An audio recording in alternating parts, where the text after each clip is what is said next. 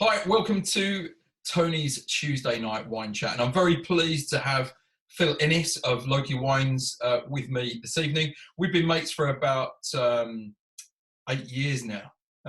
When I started Hotel de Van in 2012, Loki Wines had just opened. As I was leaving Hotel de Van in 2018, Loki Edgbaston was about to open. So some great synergy there.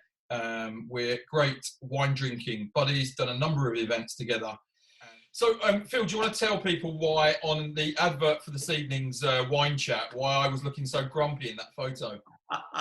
Well, do you want me to tell? Yeah, why not? Well,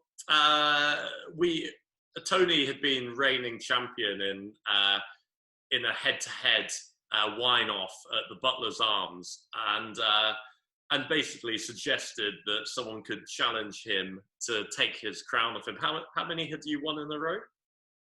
No, it was just two. I've done two. Okay. But the second one was a bit of a landslide as well with the landlord. So he brought in the big guns. Yeah, and then so I got brought in and we won. I won by, it wasn't very much, one or two. I think there was, we'd had 5 rounds, 2 rounds each, 4 votes in it or something like that. And I think it ended up there were 6 votes. And bearing in mind that for each course there were 90 odd people dining, and they were all voting, and it was that even, and there was just a handful of 4 votes in it on the last wine. So, but you beat me basically. I was a bit yeah. But it is my profession full time, whereas yes. It's not your profession full time. So I mean, but it does prove as well that if you get a group of people together and you get 2 people who really know their wine, actually it is really close, and people without any wine experience can detect that both matches are very similar. And when you're doing 5 courses, 90 votes per course, actually getting within 6, it proves that actually the wines were well matched, weren't they? Yeah, exactly.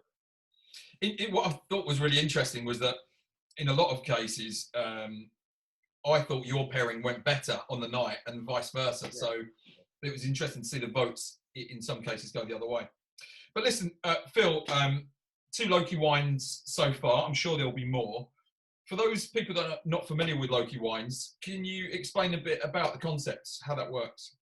Yeah, well, I mean, it started off with, it's changed a lot. When I started off, I wanted to be a very serious wine shop and wine merchant with enmatic tasting machines, which, if any of you haven't experienced them, are wine tasting machines that you can go into and you get a card, load it with credits, and you can sample through wines by the glass. We've got over 2 sites now, 72 wines available by the glass. And with that, I really wanted to kind of liberate wine. Wine has always been, for me, slightly stuffy, and I wanted to kind of get more people into wine and get younger people into wine. And there's definitely I thought there's definitely a market out there, which has now been proved. But I think the fundamental for me for Loki is that I just want to liberate it, get people trying different things, get people into the venues and trying lots of different wines and doing it in a relaxed environment. Yeah, and I think you've done that. But how do the two sites vary? I think they've got a very different feel. I like visiting both.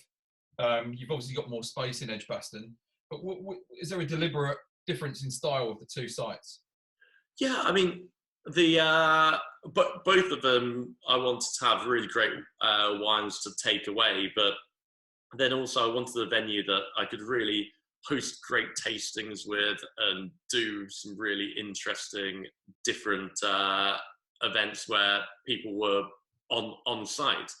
And also with craft beer, as you're probably exactly the same, in the wine industry, we actually really like a beer as well, because you know what, you drink a lot of wine, actually having a nice beer occasionally. I know I probably shouldn't say it to the public, but having a nice beer is absolutely fantastic. So we've introduced beer on draft into Edgbaston, as well as giving it a really nice bar feel, but then having the serious wine range as well.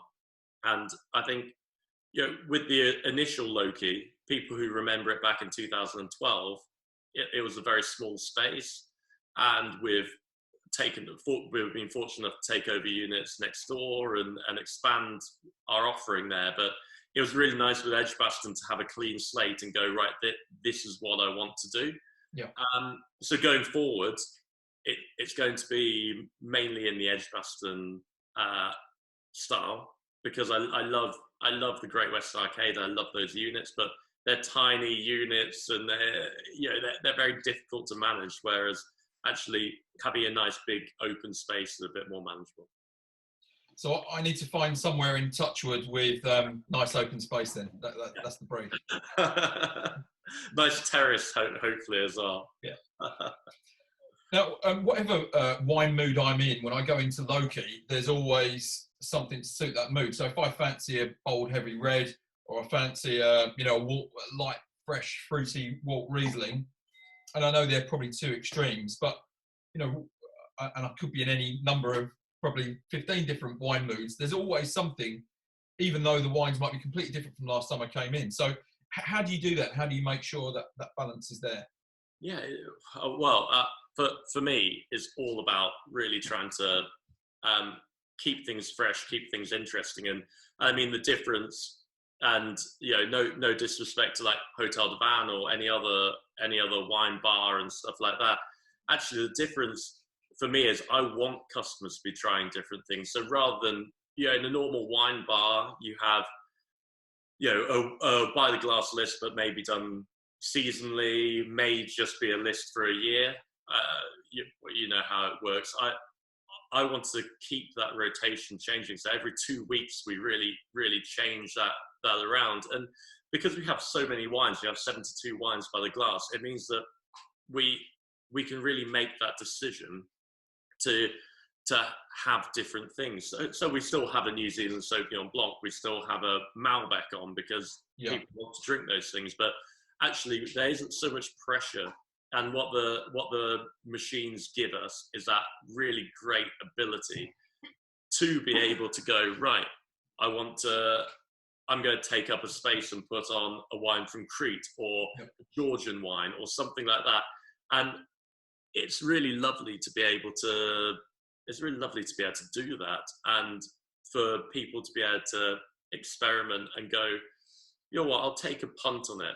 I'll just have a small sample of that wine rather than going for a whole glass or a bottle. And so it gives us the freedom to experiment as well.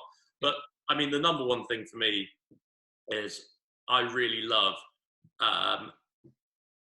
quality wines, and that's for me the real key. So I don't care whether it's from Bordeaux or France or Germany. I care about the quality, and it's the number one thing that we always look for in wine.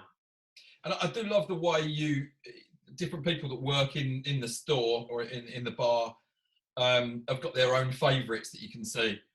And I'm guessing, the way your team are with your guests, they get a feel for, they've got their own kind of wine styles that they like. So people could almost, if they like the wines that Victoria likes, they could kind of follow her suggestions each time. So if someone wants really quirky, wacky wines, they follow Victoria. Yes, yeah.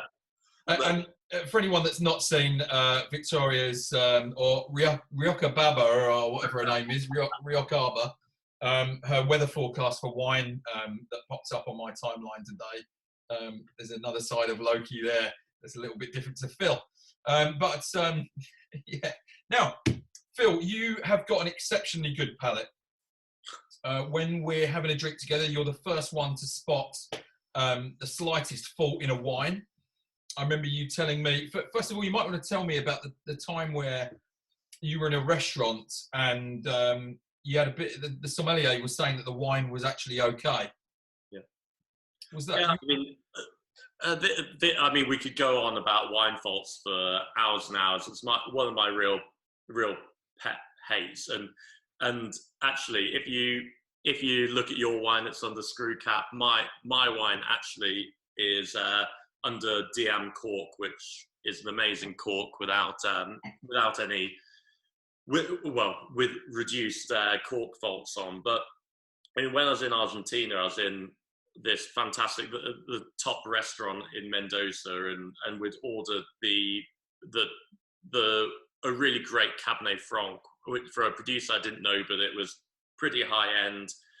And we were drinking this wine, and you know, you're in this incredible setting with incredible food, with supposedly a really expensive wine. And after we'd drunk about 3/4 of the bottle, we said to each other, and I was with Vic, my general manager at the time, and she's got a great palate for faults as well. We just said to each other, you know, are we getting any pleasure from this wine? Are we getting any enjoyment? And we're like, no, we're not getting any enjoyment from this wine, and we should be. So called the sommelier over, said, I think the wine's faulty. Obviously, she thought that we were some Brits trying to blag it, basically, but tried the wine and said, I'm really sorry, but the wine's in condition. And I said, well, okay, I will buy that wine. That's no problem, but I want to buy exactly the same wine, and I'll pay for that. And she looked at me like I was some deranged Brit. And she said it will be exactly the same. And I said, okay, well, if it's exactly the same, I'll buy a different bottle and I'll pay for those two. And so she thought this guy's mad. But when she brought the bottle open and opened it by the table, I could smell straight away from the aroma that I was getting that the first wine was faulty. And that aroma, I knew straight away. And in fairness to the sommelier, she tried it and tried both and said, no, you're absolutely right. The first wine was faulty. But that's how slight it can be. Two wine professionals who are really sensitive to wine faults end up doubting whether the wine's faulty, and it takes opening another bottle to realize that the first wine's faulty. And it's why I'd absolutely love every wine in the world to go screw cap or to go into one of the modern enclosures, whether it's DM or Noma cork or something like that. Yeah. Because cork taint is something that, the technology now exists to have a wine without it. So I'm not sure why some people still insist on doing it. And I don't think people notice. Do you mind if I talk a bit longer about this? Because no, go on. It's something I'm really passionate about, and it's almost your hobby, isn't it? Yeah, but I'm very confused about why we have a solution to a problem in wine, and for some reason people go, oh, well, it's not romantic to have a screw cap, and I say, well, it's not particularly romantic to have a faulty wine either. And I was at Charles Heidsick, who have actually gone to DM cork for their champagne, and the chef de cave said to me, he said, we're going to DM, and I don't know why, but I said people won't do that. People won't want to buy champagne out of DM cork, because people want a real cork with champagne, because they're paying a top amount. And he just looks at me and goes, how many bottles of Bilka Samon have you opened over the last couple of years? I was like, well, Bilka Samon, probably 100, 200. And he was like, it's your favourite rosé champagne. Rosé, yeah. I was like, probably 100, 200 bottles of that champagne. And he goes to me, oh, well, they're DM, you haven't noticed. And I was like, stupidly at that point, I then said, hang on a sec. I'm certain they're real corks. So I end up having to drag the chef de cave out to the local shop to buy a bottle of Bilka Samon Rosé, which of course was under DM, and he was right. But I just don't understand why we aren't using these more often. Yeah. I'm sure loads Now, of will be this saying, exceptionally good palette that you've got, Phil, is there a time where a wine just been slightly off and you've thought maybe someone else wouldn't quite notice that you could share with us, that you're not, maybe backfired? you I don't think you're meant to be sharing personal stories here. No, that, oh God, that's an embarrassing story. Uh, so one time one time I brought a bottle of wine back for me and my fiance to enjoy at home for a special occasion, and on pulling the cork and trying it, I realised it was very, very slightly corked. But I thought, well, you know what? It was a wine for this occasion. I didn't have another replacement of that wine, so I said I was just like, oh, we'll pour it anyway, and hoping Elisa would not notice. Uh, Unfortunately, she didn't. She says to me, "Oh, do you think this wine is okay?" And even at that point, I was just like, "No, I'm going to have to try to style this out and black that it's okay." And then I said, "No, I think it's fine." And she was like, "Really? Do you think this is okay?" Oh God, no! Yeah, I've been found out. So yeah, I had to pull another wine out of my card that night. Cheapskate. Now, how did you meet the love of your life, Matt Shaw? No, I mean Alyssa, obviously. Oh, God, That wasn't in the original questions, was it, Phil? it wasn't, but we met initially at Loki. She's got a real love for wine, and and yeah, so we ended up going on a date through a dating app, and we met up, and I think we consumed about 3 bottles of wine on our first date, and I obviously knew that this is a girl for me. If you can drink that much on the first date, then perfect. And never look back. Never look back. So, do you have the best palate in Loki? Now, I know you've got a great team in there. You mentioned Victoria as having a great palate as well. I mean, do you know the most about wine in Loki?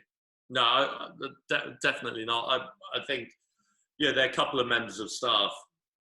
Paul, our wine educator, for example, and then who's doing his Master of Wine at the moment, and then our 2 store managers, Radu and David, both probably know more about wine than I do. I'll readily admit it.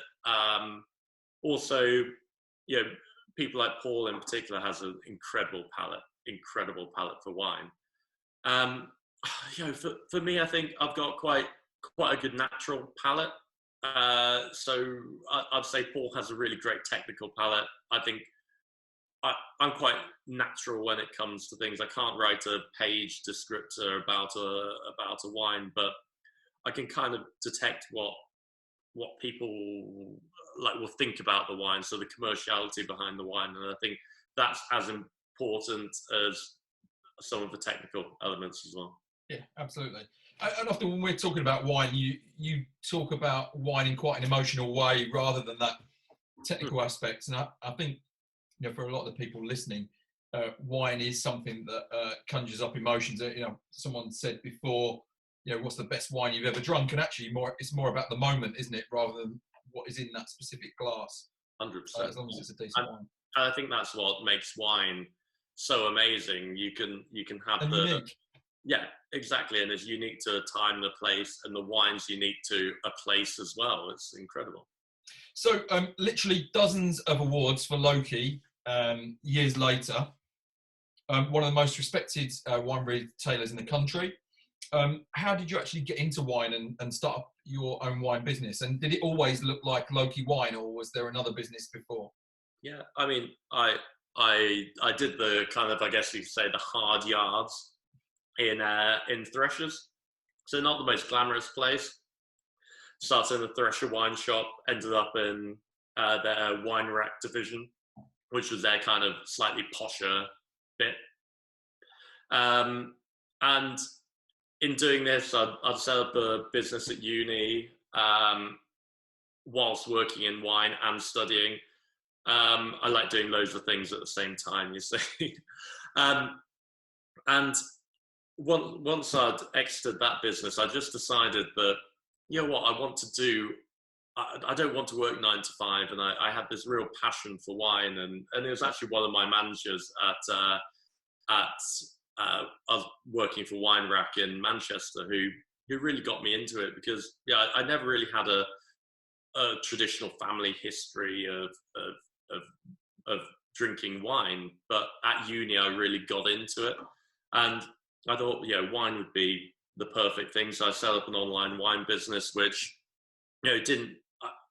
it was the wrong time for me to do that. It didn't quite work, but I still got the bug, and I still wanted to do something in wine, and the opportunity to set up Loki came about, and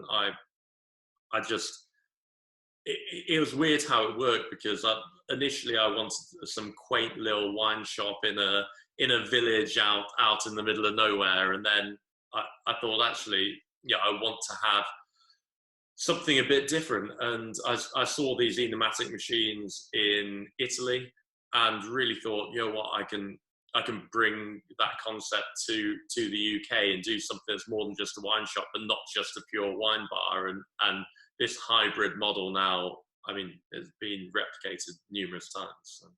Well, it has, but not everyone's doing it the same way as you, or taking the same care around the delivery. So, even Brindley Place, there was a refurbishment or a relaunch of a bar. In came the enigmatic machines. I think if you go in there now, they've all got gin in them. So there is something you're doing specifically, I think, that makes it work. But I think I'm coming from the aspect of a wine retailer first, predominantly, and wanting to have an extremely strong wine range, basically, and that retail aspect allows me to experiment a bit more with the drinking inside, which, as you know, I quite like drinking in. So yeah, absolutely. So look, 8 years down the line, is there any advice you'd give to a young Phil Innes now? Things that you've learnt along the way? Get a real job. No. What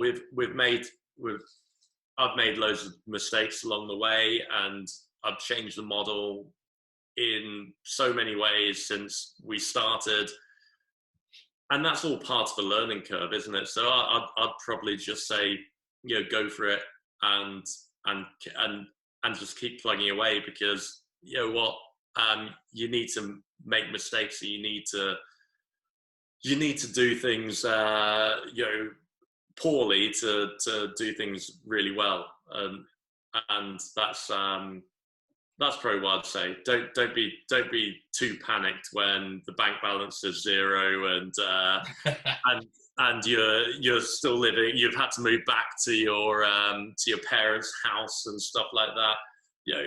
I'd probably say don't panic, because if you've got the right concept and you've got the right drive, I think you can achieve anything. And who have been your biggest influences on your career so far? Yeah. Or whether they're people you particularly respect in the wine world? Yeah, I mean, one of the ones that I think definitely inspired me massively is someone called Ruth Yates. She set up Cork South in Manchester. So when I was living in Manchester, when I was at uni in Manchester, I went into her wine shops, and she set up Cork South. I think it must have been about 25 years ago, and built it into this amazing concept, and has since exited the company. But I had the pleasure of going on a wine trip to Australia with her, and she's just wonderfully knowledgeable from the wine and the business side. I thought fantastic, and a big inspiration for me. Good. So why did you open Loki in Birmingham? You spent some time in Manchester. could have been there. Another cosmopolitan city. Why Birmingham? Why Brum? I mean, the truth is, I'm a Brummie for a start, and I love Birmingham. I grew up in Birmingham, and yeah. Where's your accent, Phil? It's beaten out of me, obviously. But I'm not ashamed to say that when I went to university in 2004, I genuinely thought I'd never come back here, and that's the truth. Birmingham at that time was the sort of place you grew up in, and you left and you went somewhere else. And I came back one Christmas, just see some friends, and saw how Birmingham was changing, and thought, what, I really want to be a part of this incredible evolution of independence in Birmingham, and I couldn't think of anything better to do. I've spent time in London, I've spent time in Manchester. I couldn't see myself setting up a business, and I couldn't see myself having the support that we have in Birmingham in those other places. And Birmingham's the best place to live. It's one of the most vibrant places for independent businesses at the moment in the UK, and it's growing as well. So where's the first place that you're going to dine when we get through this current disaster movie that we find ourselves in? Yeah, I'm a real sucker for steak and seafood, and two of my really good friends and top chefs, Akhtar Islam, who's just opened Pulperia, and Adam Stokes, who does Oyster Club. It opened a bit before all this happened, but it was one of my favourite haunts. One of the proper seafood places the only proper seafood place in Birmingham. And I was fortunate enough to dine at Pulperia before they got locked down. I think. Yeah, me too. Yeah. Yeah, right. I think it was a week before they got locked down. But I was fortunate enough to try it, and I can definitely say it's the best steak in Birmingham. And I'm not ashamed to say that. And so I'll definitely be maybe doing lunch at Oyster Club and then steak for dinner at. Sounds good. Good. I might join you. Yeah. So part of your job seems to be globetrotting around the world, visiting different wine regions, different wineries, tasting the wine, meeting famous winemakers. Where's been your favourite wine region to visit so far? I mean, personally for me, and anyone who wants to visit anywhere in wine, South Africa for me. I mean, the culture's amazing. It's friendly. The food's incredible. The vineyards, the vineyard owners don't have that kind of pretentiousness about it. They actually call all their vineyards wine farms, which is because they don't want that pretentious element of it. And the wines are fantastic, I think, and they offer great value for money as well. Quite a lot of that's because the rand is performing so poorly because of various political issues, but that does mean that we get incredible value out of South Africa. And as long as you get away from that super bulk, fish hook and those producers, if you get away from that, you can get great value at £7, £8, £9, £10, and they're not very many countries in the world now where you can get wines of good quality in that price bracket. But then obviously going into some of the iconic producers, I mean, I get on incredibly well with people like Anthony Hamilton Russell and Ken Forrester, who are just legends in South Africa. And really approachable, nice guys. Yeah, and I'd definitely encourage anyone to visit there because there's lots of stuff to do as well. You don't have to necessarily just do wine. You can do a load of other stuff. So, and the weather's generally good as well, far better than here. Yeah, absolutely. Well, I remember when we hosted the Hamilton Russells for a wine dinner at Hotel de Van with you, and they were so gracious just to have people with them appreciating their wine along with a dinner, and they were really perfect hosts. So definitely that will be on my list to visit in South Africa, and Burgundian in style. There's no way I would have guessed those wines, how refined they were from actually from South Africa. I think they're really lucky because they've got a lot of different climatic reasons why the wine is great there, and without going too technical about it, in that certainly in the Hemel Valley, they've got what they call the Cape Doctor, the Cape winds that blow through that valley. And yeah, I've experienced it firsthand. It can be 30 degrees out there and you still need a jumper in those vineyards because you've got that very cold Arctic breeze running through it. So it means that even though it's 25, 30 degrees pretty consistently, they can actually keep those Pinot Noir and Chardonnay vines nice and cold. And that's what you need. That's what you need, yeah. And I find that's all that sort of thing, that climatic differences between things, fascinating. Yeah, brilliant. Now, obviously, visiting these different places, I know you're going to want to be on best behaviour because you're meeting these the people that make these amazing wines. But have you ever done anything daft or embarrassing whilst you've been, topped up with the grape juice? No, I mean, probably.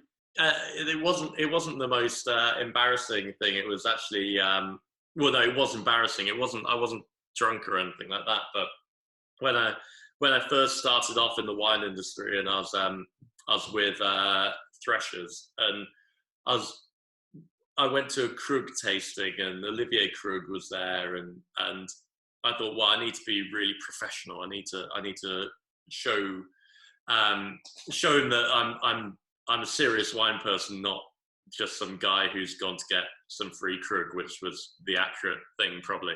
And so I was like, well, I need to drink the wine properly. I need to draw air over it and stuff. So I did that, and it's the first time I'd ever done it with champagne. And no one told me that if you draw air over your champagne, it starts bubbling up and starts coming out of your nose. So I had champagne pouring out of my nose. I was like, oh God, this is awful. But I thought, yeah, it's fine. I styled it out. And after I opened Loki, went to a Krug tasting, and in front of a whole room of people, he picked me out and he said, "You're the guy that had champagne coming out of his nose a few years ago." I was like, "Oh, I can't believe it." Well, it was good that you weren't embarrassed at the time. I mean, I was embarrassed at the time. Video, but I've had a couple of nightmares. But okay, so now where should we be looking out for around the world? The next wine hotspot? Where should we be? Because obviously, if somewhere's up and coming, there's some great value to be had as well. You mentioned South Africa, great value there, but there's some other places around the world that offer exceptional value, aren't there? I think I've been looking a lot around, and not just go on to holiday out there, but I've been looking a lot around, Greece, and various areas in Greece, not just Santorini, which I think is now pretty expensive and pretty done. There are lots of amazing Greek producers, and the old school places, Macedonia, Armenia, Georgia, all these areas actually where they've had traditional winemaking but not necessarily modernized, and there have been various reasons for that. I think they offer incredible value at the moment, and actually some really interesting things. Really interesting indigenous varieties that you can't pronounce, but actually offer you something very, very different. And I think that's the next big thing. So I think we're coming back from the kind of natural wine experiments and those like little vineyard areas in more recognizable countries, and back to those kind of Eastern European, Mediterranean, that sort of area. And I think they'll be fantastic.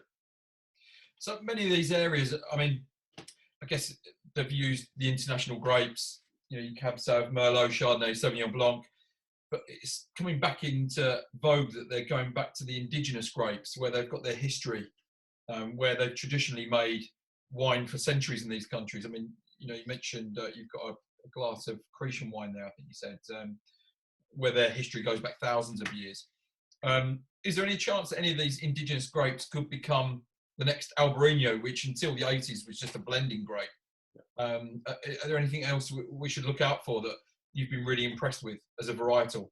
Yeah, I think obviously a lot of the Greek varietals are very, very difficult, and because people can't pronounce them, it's very difficult to actually to do that, and for them to be commercial. I mean, for me, things like Malvasia from Croatia, I think will be fantastic. People already kind of know Malvasia, although 99% of the population would not know that varietal. It's still something that can be pronounced, has all those characters, that dryness, that crispness, that can make it amazing. And that's why I think Croatia are just leading the pack at the moment, and that's mainly driven by Malvasia. Okay, thank you, Phil. Now I've got 20 quick fire questions for you now. So something a little bit different. Okay. You haven't seen these questions. You can have two options. Okay. And you've got to say, I don't want any messing about. You've got to say which one is your preference of the two. Straight off the bat, no messing around. Okay? Sauvignon Blanc or Chardonnay? Chardonnay. Fine dining or steak and chips? Steak and chips. Samsung or Apple? Oh, Apple. Sorry. Cabernet Sauvignon or Malbec? Cabernet Sauvignon. Aldi or Lidl? Oh, well, the guys from Aldi come into the No, come on, one word, come on. Aldi. Okay. Oaked or unoaked? Oaked. Original Patty Men or Meat Shack? Oh. Come on. Both. First one coming to I your could head. possibly say. Both. Both great, but give me one. OPM. Bordeaux or Burgundy? Bordeaux. Edgbaston or Great Western Arcade?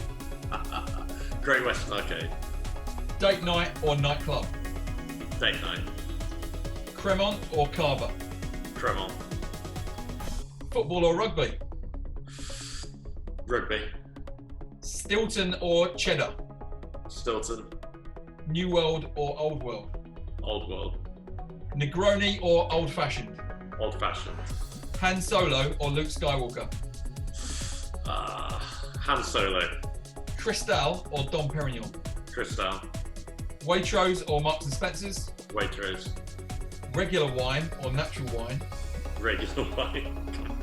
And finally, Joe Exotic or Carol in Baskin? I have no idea who they are. Not watching Tiger King. Oh my goodness. Okay. All right. Thanks for playing the quick fire 20 questions. We're going to start to round things up now, but listen, it was a bumper harvest in 2018 in England. An English sparkling wine is becoming world famous. It's the cool drink to drink at the bar in New York. But what does the future hold for English wine? It's still very expensive. Even with that bumper year, I think there's probably 3 times a greater harvest than it was the year before. More vines being planted all the time, but it's still pretty expensive. You know, do you see the UK ever being able to break that top 20 wine producing countries in the world? No, certainly not in terms of volume. There's no chance that we can do that. But then I think English sparkling, we're going for a quality product, and I think we're definitely on the way to do it. Does it justify the price now? I'll be completely honest, probably not. But then I think there is a patriotic tax on it that actually means that it's not just a head-to-head thing. A bottle of Nye Timbers, 35 quid.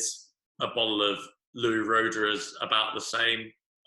If you're looking at quality, maybe the Roederer pips it at the moment, but actually sometimes you do want something different. And a lot of the good producers, for example, probably my favourite, Whiston, are trying to make sparkling that isn't like champagne. It's very much English, is very kind of dry and fresh and crisp, with like that lovely apple note. And I think we will have, and we do have a world-beating sparkling wine. Will it ever be hugely mass-produced? I hope not, and I don't think so, because land's expensive, our climate is a complete nightmare when it comes to growing grapes. You know, if you're producing a mass-produced sparkling, you're far more likely to be able to do it in Italy, for example, rather or Spain rather than here.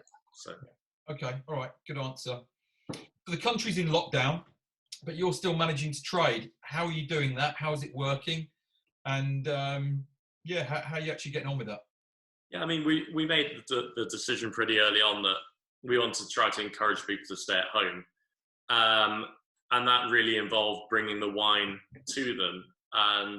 And you know, we had to change the business almost overnight. We had to go from a business that people come into, enjoy our recommendations and all that sort of thing, to actually shipping wine out to people. And it's been a real roller coaster, but it's worked really well, and it's given us that ability to improve our online offering. And actually, I really enjoy I do quite a lot of the deliveries. I enjoy dropping wine to people's houses, and I think although there has been the lockdown, we're certainly managing to survive.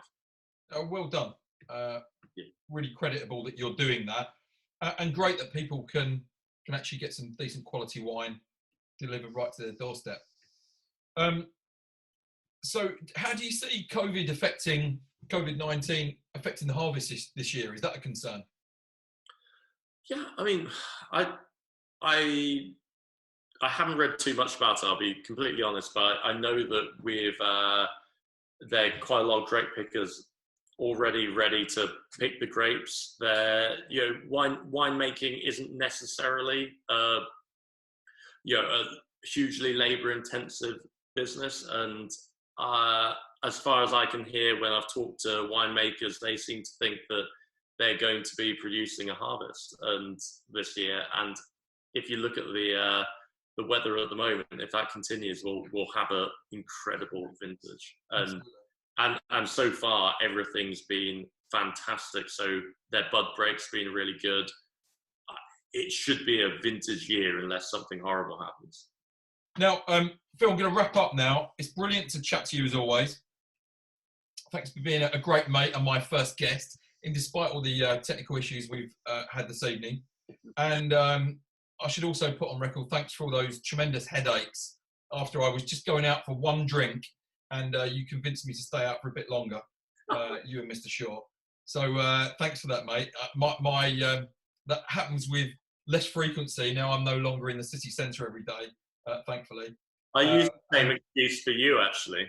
It's what? It was my fault, was it? Excuse for you. I was like, oh, Tony's dragged me out for another drink too many. That's who you've been blaming, is it? Okay, all right. So I look forward to our rematch at the Butler's Arms when that finally comes around. And guys, if you are wanting to drink the fine wines of Loki, then do have a look on any of the Loki Wines social media streams, and you can find out when Loki are delivering to your area. But thank you for joining us, Phil. Thanks for your time. Thank you to everybody else for your time this evening. I'm sorry it wasn't a bit easier to get to hear us tonight.